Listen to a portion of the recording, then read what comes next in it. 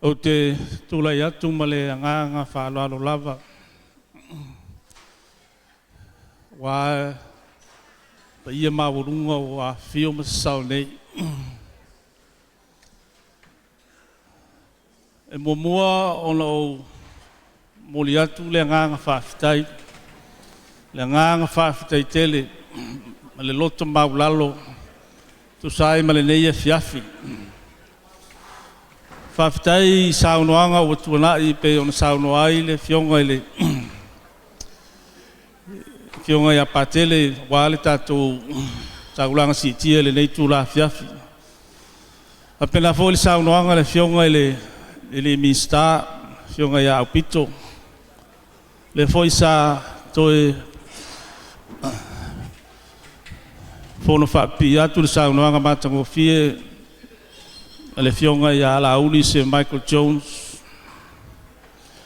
O la ngona le whaatau waa tu sai ma saunoanga whaala e au tu sai leia fiafi. Ai le ngata lea ia le nā foi vai aso ia maisi foi mawhitanga sa whenga iai. O se tautua whale a wau sa tau mwhai iai, wale pa ia ma le mamalu le tātou atunu i New Zealand nei a mese au kilani, e ala atu i tō whinga sa iai. Le ai o le se ngā ruenga sa so whaatasi ai, e le ngata i pa ia ma le mamalu i sunga i whawhenga inga. Fionga i pātele, Papele pa ia e kalesia, fala putonga ese, fala putonga onga, fala putonga fale malo, ai mai se le loa o tai o le tātou atunu, le ai o le tātou ngā ruenga sa whai whaatasi. Mai o se ngā ruenga foi e lei mawhai o na ou whaatino ina na o au. O le ngā ruenga sa te le sao le tātou atunu. O le mea foi lea sa o tau mawhai ei lava. Ia lai se ese mawhai ai o na ou tau i atu lo o taua ngā lofa maleanga le lei. I le awa i atu i so se bala auria lava e tau te bala auria mai ai le ofise nei. Wa paule o se ala tau ia tuailo o tau whaaya ea mala o tau lango i ngā ruenga a le official consula o le tau mawhai na ia tātou mafuta pēr i so se awala e tāla whenga iai o le mele nea fiafi o toi moli atu le whaafitai tele Whaafitai Samoa, whaafitai le pa ia le au whainga luenga le tua. Whaafitai le pa ia e kālesia ese. Whaalapu tonga, tai whaale atunu. Ina ua whai on tātou toi mafuta le neia fiafi. Pea foi ona ou tana no atu i le vai aso o tuanai. O le mea sili lea ona whaangalonga tāia te au, mai tūmau pēr ia te au, o le mawhitanga ma Samoa i aukilani nei.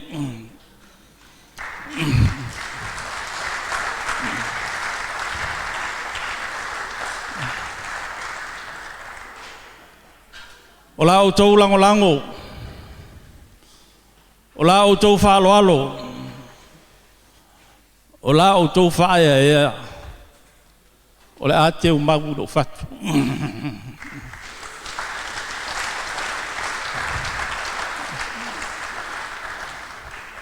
Me lea, pa ia o sau nei,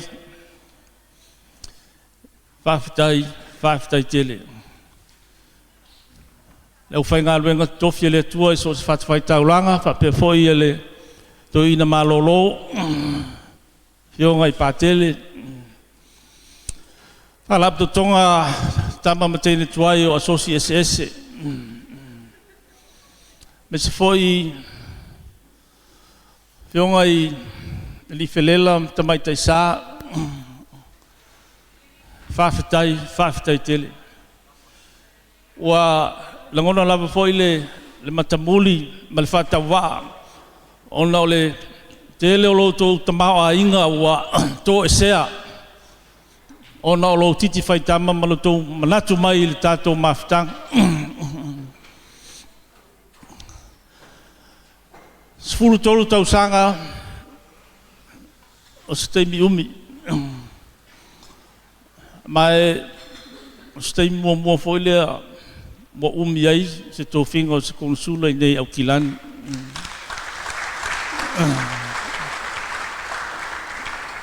Mai a vea foi le nei awa noa e mamole tuai whawhitai tele le tātou malo. Whawhitai mo le whaatuatuanga ma le tō whinga sa o tō whia ia o ina ia tau aveina tiu te o le ofisa o Konesula I le nā sifuru tolu ma le awha tausanga o tuana. Whawhitai o la o tō pule lea. O le a foi se tautua whalea wau. Tā whianga iai ia le watu malu puenga ele ia ma le malu tātou a whia ai meise le tātou atu no o loo whaafonga mai. E ai o upu sanya le tātou atu no ele asa lava se whaiva ma se mau poto lava le tautai ai se la natu ia. Le nei lai tu la ia ele whaamau fol mata whauloina se whaamatalanga na o le anganga o le whaafitai. Whaftai leo sunga la uli se Michael. Yeah, I remember those days very well. It was my first year here in Auckland, and your support with all the other members of our committee that make us not only that we were able to send quite a few containers of all the belongings for our people back home, but we were also able to raise 1 million tala for our government's restructuring program. I would like also to acknowledge Alf Reupena. Alf, always there, is always there, and he's always there, whether he's always there with his lava and his elation. Alf, you have been an inspiration for all these years. Your support, it's been. I will treasure that forever. I would also like to acknowledge my colleagues here from Cook Islands, Council General Teo, and your good lady, and Rosie. Yeah, we have been sharing a lot of things in our time together as when you were the Council General for the Cook Islands. Thank you for your presence here tonight. Really appreciate it.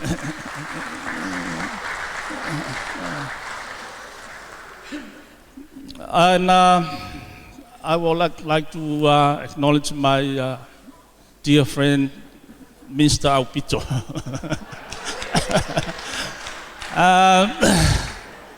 Isia kai mi sili o whaangalong kaya tia ole kai mi ole mafukanga ma le fionga le mista.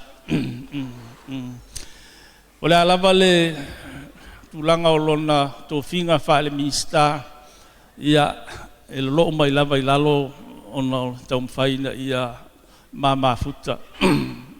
Lea e lau fionga le mista whawhitai tele mo upwhala e au. Whawhitai mo le mawhitanga o le whaangalonga tā le mawhitanga ona I langona fo I loto tele mea o te awai atu iai pēa whapea tāti o whatasi malawa fionga le mista. Tai fo I mo whautuanga, whai mo le langolango fo I me whaia le tātou ofisa nei. Whawhitai mo le laungaluenga o lo whai pēa mo le tātou atu Ele natai pa ia mele malu tātou nua Samoa ia whape fo ia le Pacific ia isi atu motu le Pacific ia tauna lofole tua ia faapena ona faauaupea o tofi mautiuti o lo fenga iai ia ua le vea oe minista o le malo New Zealand le foi tatou te faatasi i ma nisi o faalaputoga pe o le lauafioga salama le ia ma le malo le MPP ia o le tasi le lua aua tele foi sao le tou tagaluega sai foi ma nei faamoemoe malo faafetai ma la outou lagolago ia le paia i tatou asosi ia sa tatou faatasi foʻi le lava i aso o le fou tatou toe faatasi nei ma le asosi malosi le smoka pena foʻi le skopa ia o le kosa ma le akopa ia e leai tou te lē o faatafa lava i le atoliniu o tou talaao mai lava ma tou afio mai ina ia tatou toe mafuta foʻi i lenei tulafiafi faafetai tele afetai mo le nisi o le paia ma le mamalu o le tatou atunuu e faia ona tatou faatasi ai le foi ua le amanoa e faatasi ai ma lauafioga ai o lupo John Roach faafetai tele lava mo le tulaga foi sa e feagai ai mo le aiga o le tatou aulakapi aukilagi Samoa ia sa tatou galulue faatasi lava ma lagolago atu ia ona o le taumafaiga e atinaʻe ia le taleni alo fanau e Samoa taalogo le lakapi i aukilani nei malo faafetai fata our superintendent from the police fata fanene and your colleagues from the police faafetai tele lava ia mo le foi faafetai fioga i faipule lau talinga le maunga pe foi lau fionga anae faafetai tele ma ai maise ia sui mamalu o le local boards le tatou faatasi ma le talinga ia apulu ia maisi vaenga uma o local boards o i latou ia lea sa latou saunia lenei faamoemoe lenei afiafi faafetai tele lava faafetai mo le tofauā e tusai mo le ina ia faia se tatou mafutaga auā le paia ma le mamalu o le tatou atunuu ia faafetai tele lava le nei tulafiafi ua maitau atu tatou faatasi ma le susuga iā lale ma fatua iā vini ma le puliga lava malo faafetai mo tele foʻi ia mafutaga sa feagai ai ma lau susuga le faafeagaiga ia o le musika a lelei ai le musika ia ua fiafia foʻi ia le toʻina ma le lomatua faafetai ia o le faamatalaga le watunia afiafi i le agaga lava o le agaga faafetai tusai ma lenei afiafi ma le tatou mafutaga ia alofa le atua ia faafoulua pea le soifua o le aufaigaluega tofi a le atua aufaigaluega galue foi le aufaigaluega malōlō ia maise le lōlō Samoa o potopoto le afiafi soifua mai manuia faafetai